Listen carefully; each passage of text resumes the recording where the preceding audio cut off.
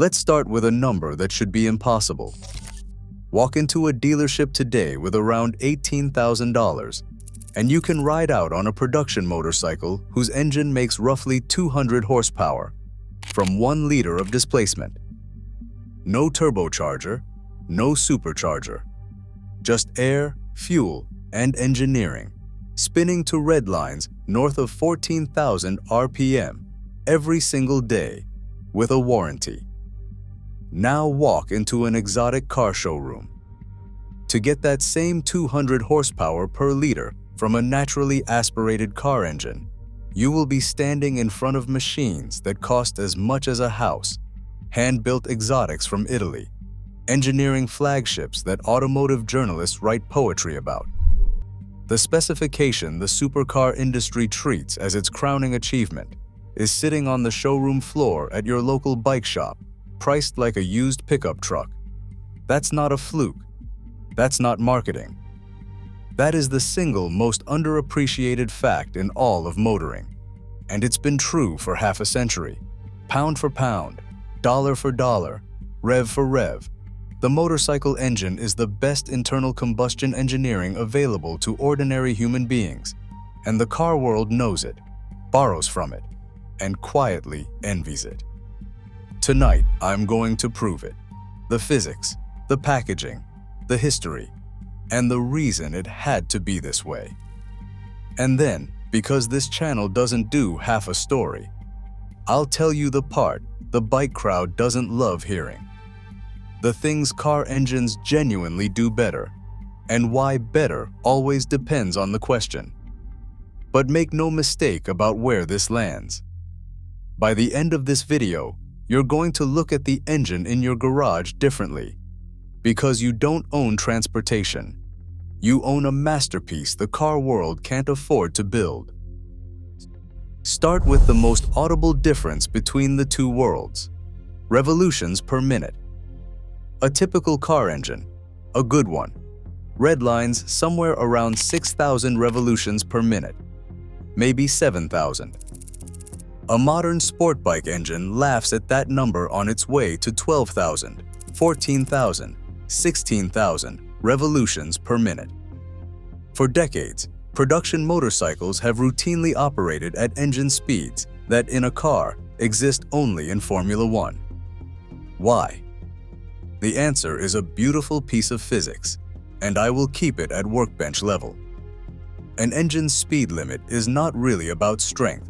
It is about reciprocating mass. Every time a piston reaches the top of its stroke, it must stop dead and reverse direction. At high revolutions per minute, this happens hundreds of times per second, and the forces involved scale brutally. The heavier the piston, the longer the stroke, the more violence every reversal inflicts on the connecting rods and crankshaft. Big, heavy pistons traveling long distances simply cannot survive extreme engine speeds. So motorcycle engineers, chasing power from small engines, went the only direction physics allowed: small and short. Tiny, feather-light pistons. Short strokes, over-square designs where the cylinder is wider than the stroke is long. Minimal valvetrain mass, precision everything. A sport bike piston is a fraction of the weight of a car piston, moving a shorter distance, which means it can reverse direction at speeds that would grenade an automotive engine, and every one of those extra revolutions is another combustion event, another pulse of power. Power is fire per minute. Bikes simply scheduled more fires. And this wasn't a modern discovery. It's a covenant that goes back generations. I've told the story in these pages of Honda's 1960s Grand Prix program, which crammed 6 cylinders into a 250 cubic centimeter racer revving toward 18,000 revolutions per minute, an engine smaller than a picnic cooler, screaming like torn silk. That philosophy, more, smaller, faster, lighter, flowed directly from the racetrack into the machines in your garage. The CB750s and Z1s I covered in the Great Debate, the screaming 600s of later decades, the modern leader bikes, All of them are descendants of a simple decision to obey physics harder than anyone else. And RPM isn't just a number on a dial. It's a sensation, and every rider knows it in his spine. A car engine approaching its red line sounds like effort, strained, busy, done. A bike engine approaching its red line sounds like arrival. The note climbs through registers a car will never visit. The power still building where a cars would be begging for the next gear, and the whole machine seeming to get lighter and hungrier the harder it spins. I made an entire video about what engine sounds mean and where they come from. But the short version belongs here. A motorcycle at 14,000 revolutions per minute is one of the only experiences a working man can buy that engineers in every industry on Earth would stop what they're doing to listen to. The car world watched all this and, for its everyday products, shrugged. It could afford to. Which brings us to the deeper question. Not how bike engines got better, but why they had to. Here is the single most important idea in this entire video, the one that explains everything else. On a motorcycle, weight is existential. A car engineer who lets an engine gain 50 pounds has committed a rounding error. The car weighs 2 tons. Nobody feels 50 pounds. The suspension hides it. The power steering ignores it. The customer never knows. Mass, in car design, is a cost, but a tolerable one, papered over with bigger brakes and softer bushings. A motorcycle engineer who gains 50 pounds has committed a felony. On a machine weighing 400 pounds, every ounce changes how it steers, stops, leans, and lifts off a side stand. The rider feels mass the way you feel a loaded backpack, constantly, personally, in his wrists and knees. Weight on a motorcycle cannot be hidden, delegated, or suspended away. It can only be fought. And so, for 100 years, motorcycle engine design has been conducted under a discipline the car world has never once been forced to accept. Every gram must justify its existence. That discipline produced the defining miracle of the breed, power density. A modern superbike's entire engine, making those 200 horses, weighs roughly what a healthy teenager does. 2 men can carry one across a workshop. The engine producing similar power in a performance car is a monument by comparison. Twice, 3 times the mass, hauled around by the very power it produces. The discipline shows up everywhere once you know to look. Consider packaging, the quiet genius nobody puts on posters. A car's drivetrain is a committee. Engine here, transmission bolted behind it, clutch assembly between them, separate housings, separate oils, drive shafts running off to wherever the wheels live. A motorcycle engine is a sculpture. Engine, gearbox, and clutch machined into one unified casting, unit construction, often sharing one oil supply. The whole drivetrain compressed into a single dense jewel of aluminum you can see, touch, and, on most bikes, admire in the open air. Which is its own tell, isn't it? Car engines live under plastic covers, hidden like plumbing. Motorcycle engines are displayed like watches because their makers know exactly what they've built and they want you looking at it. Even the gearbox tells the story. That sequential transmission you click through with your toe, one gear after another, no gates, no hunting, is racing architecture. It is why bike shifts are measured in milliseconds, and why quick shifters, technology that exotic cars advertise as crowning features, come standard on motorcycles costing 1/10 as much. None of this happened because motorcycle engineers are smarter men than car engineers. It happened because the motorcycle never let them cheat. The scale was always watching. And engineering conducted under absolute discipline for a century compounds into something the undisciplined world eventually comes borrowing from, which is exactly what happened. And for the men watching this who rode through the 1970s, you didn't read about this superiority in a magazine. You watched it happen at stoplights. Because think about what the Japanese arrival actually meant in engine terms, the story I've told from every angle in these pages. In 1969, the Honda CB750 put a 4-cylinder, overhead cam, electric start engine, Grand Prix architecture, civilized for the street, into American driveways for around $1,500.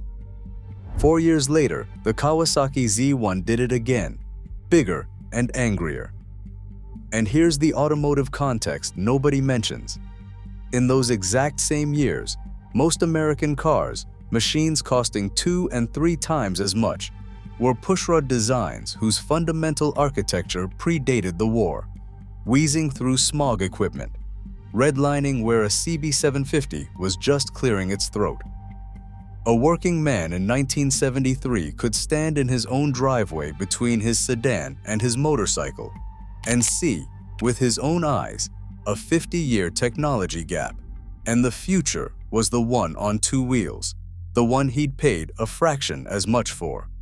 Overhead camshafts, disc brakes, engine speeds beyond any production car in America. The bike had them all first, at blue-collar prices. Detroit wouldn't put equivalent sophistication into ordinary cars for another generation. That's the lived history underneath tonight's argument. The motorcycle engine wasn't declared superior by enthusiasts. It was demonstrated superior in millions of American garages for decades, and the demonstration was so thorough that the car world responded the only way a beaten rival gracefully can. It started borrowing. Because here's how you really know which side of an engineering rivalry is winning. Watch which direction the borrowing flows. When the car world wants to build something truly special, genuinely light, genuinely thrilling, it reaches again and again for motorcycle thinking. The most beloved example your generation will remember. When Honda built its landmark roadster sports car at the turn of the millennium, an engine revving to 9,000 revolutions per minute with the highest specific output of any naturally aspirated production car engine of its day, the entire motoring press reached for the same description, over and over. It's like a motorcycle engine in a car. That sentence was printed as the highest possible praise. Nobody has ever, in the history of journalism, praised a motorcycle by calling its engine car-like. And an entire category of car goes further. It skips the tribute and takes the actual engine. The featherweight track car industry, the road-legal racers built in small factories, the machines that humiliate supercars at circuit days, has run for decades on literal motorcycle engines. Hayabusa-derived 4s, superbike powerplants dropped into carbon tubs, because when a car company finally decides that weight matters the way it matters on a bike, there is exactly one place to shop. Engineering students building formula competition cars at universities across the world do the same thing, year after year. When the rules demand small, light, and mighty, the paddock fills with the sound of sport bike engines. The future engineers of the car industry learn their craft on our architecture.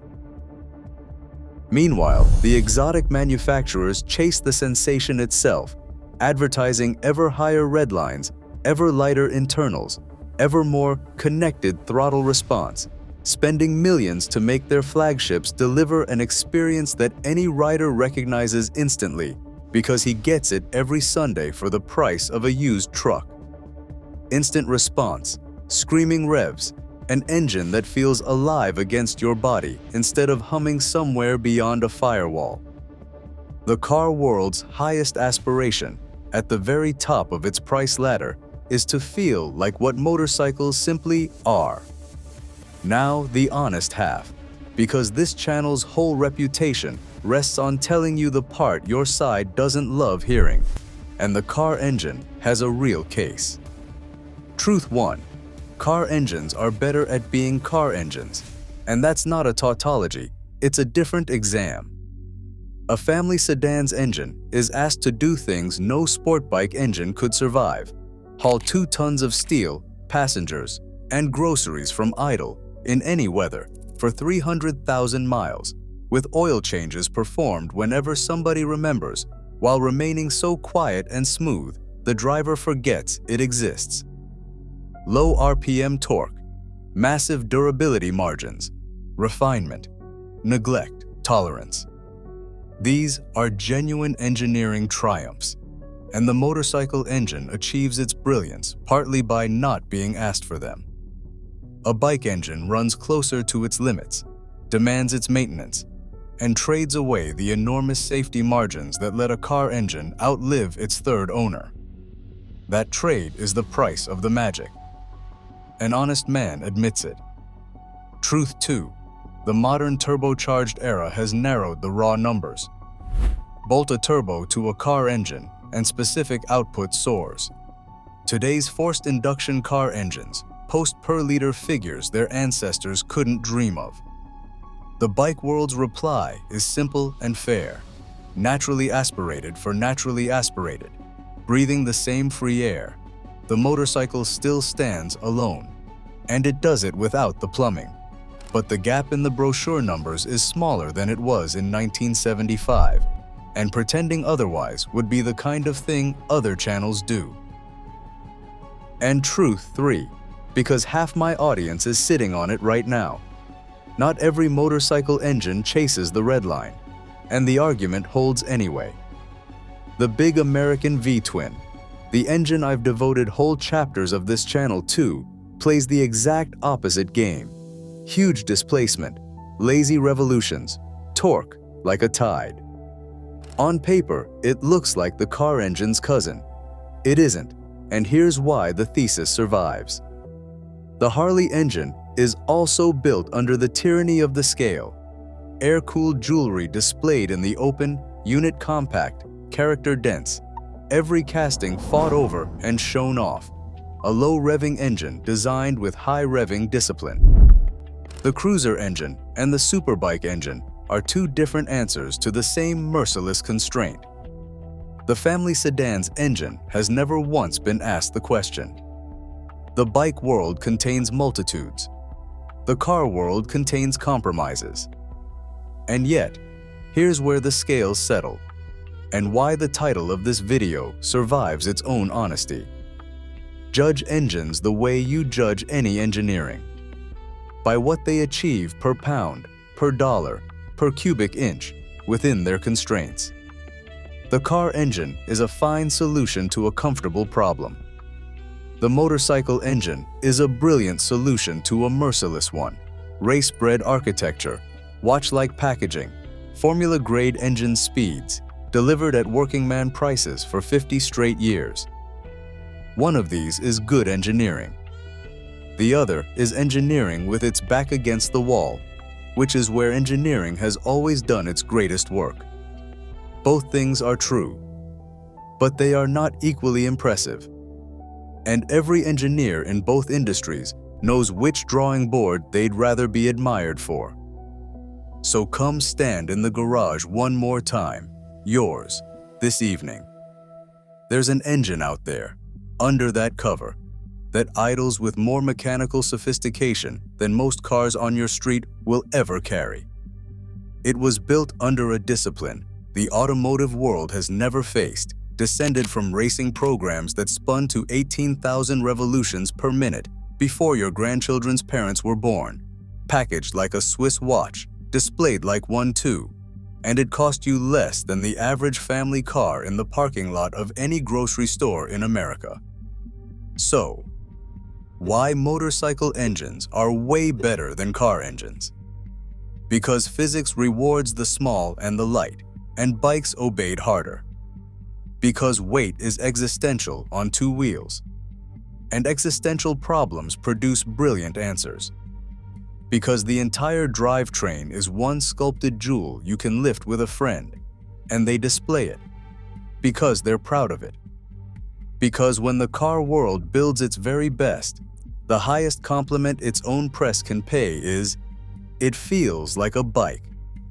And because the greatest engineering bargain on planet Earth has been sitting in working men's garages, ticking as it cools for 50 years, while the supercar crowd pays 30 times the money to chase the feeling. Car guys, I said the honest part, and I meant it. Your engines are magnificent at their own exam. But the argument in this title isn't really about machines. It's about what gets created when engineers aren't allowed to cheat. So you tell me, and I want both garages represented down there tonight. What's the engine you respect most, bike or car? And what's the highest you've ever honestly revved something you loved? Redline stories, front row. The comment section is open, and for once, the car guys are welcome to defend themselves. They'll need to.